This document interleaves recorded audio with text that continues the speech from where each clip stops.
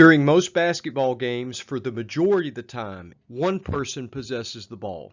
The other 9 players don't have it. Officials, when we ball watch, we have 6 eyes on one player, maybe 2, while the other players are not covered. Our goal is to have 4 eyes off ball, so let's discuss ways to develop this skill set and be better off-ball officials. So we want to avoid ball watching, never 6 eyes on the ball. Focus on our area of the floor. It starts with where we stand, and that impacts obviously what we see. So our positioning is very critical to being a great off-ball official. We need to position adjust and move our feet to create open looks, and we want to have some discipline to train our eyes to look off-ball for illegal activity. We want to look for competitive matchups in our primary. Referee people, not places. We don't want to referee air. We want to expand our coverage to the next competitive matchup. Look for the nearest matchup or maybe one coming towards you. And find those players that are game wreckers. Look for players on the floor that are out there for no purpose other than to make a mess of the game and clean them up early. Be aware of where they are and what they are doing at all times. Work hard to get your eyes off ball in certain situations, like when you got players that are in close proximity to each other. We have players posting up, players who are screening or cutting.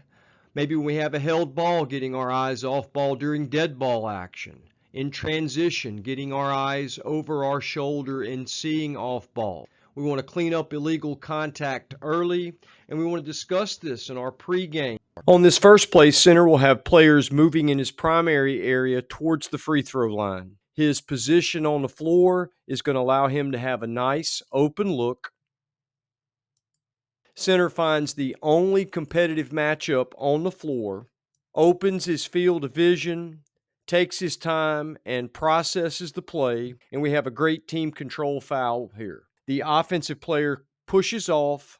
Note the defender clearly and obviously loses her balance, giving the offensive player a scoring opportunity. Again, an outstanding off-ball whistle. We find the competitive matchup and penalize the illegal contact. On play 2, lead's going to find a competitive matchup in his primary. I wish he were a few steps closer to the action at this point, but again, he does a nice job moving his feet towards the competitive matchup. The player's posting up, and he's going to penalize the illegal contact. Great off-ball whistle. Let's watch center on play 3 here. He really has no action in his primary, so we want him to expand his coverage and find the next competitive matchup